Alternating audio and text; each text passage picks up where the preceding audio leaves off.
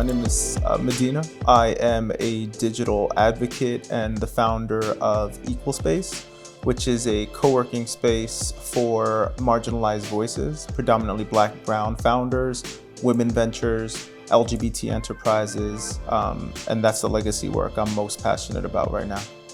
I think the work I'm doing right now is in alignment with my calling for several reasons. One is I feel most alive when I'm advocating for others. My very nature, I just can't stand for injustice. So working with my startup founders, working with entrepreneurs who are just like me, look like me, and have the same obstacles, seeing the progress, I think that for me is like immortality. The more people that you can touch and ripple effect, I think that is why I know it's my calling, because I feel that every day.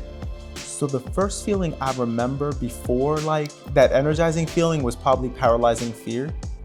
I think that's always when I know I'm at the point of a big precipice that I need to leap. I need to have faith in myself. It's actually a faith in myself moment, like fear, faith in yourself, and then I feel the most alive because we've done it.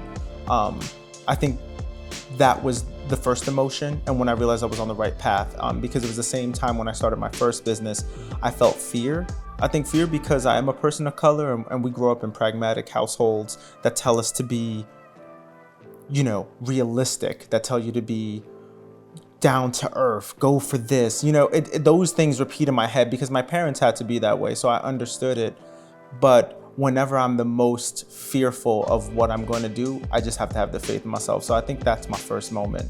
The aliveness didn't come till after I got over the fear hurdle.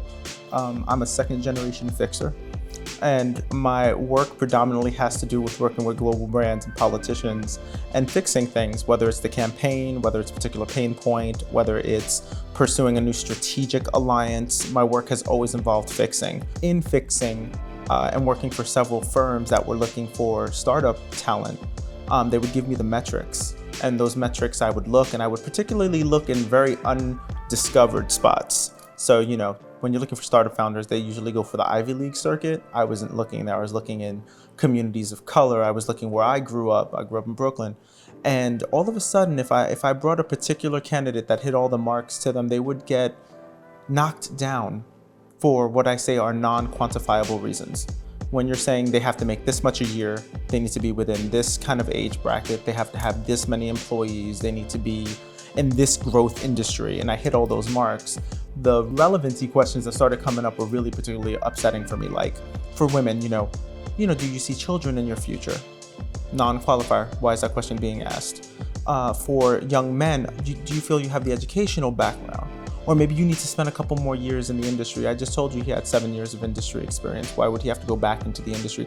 Just these very, what's popular now is to call it subconscious bias. And it's not, it's intentional bias. It's restriction of access and resources. That moment when I realized that was the algorithm that was being used was when I decided to stop playing the game. And I started to say, okay, how would I disrupt? How would I create, inclusive spaces where you don't have to give your credentials, or you don't have to list your pedigree, or you don't have to speak a particular way, or cover up your cultural identity to be perceived as a homogenous and successful individual. Those things really were the genesis of how I created Equal Space, of how I decided to create an actual physical facility where you walked in and people would accept, nourish, and give you the resources based on the merit of your idea. I come back to that every day because when the obstacles get a little harder on me, I gotta go back to why did I do this? Okay, I got it, now let's keep going. The obstacle that I most encounter is I'm not good enough.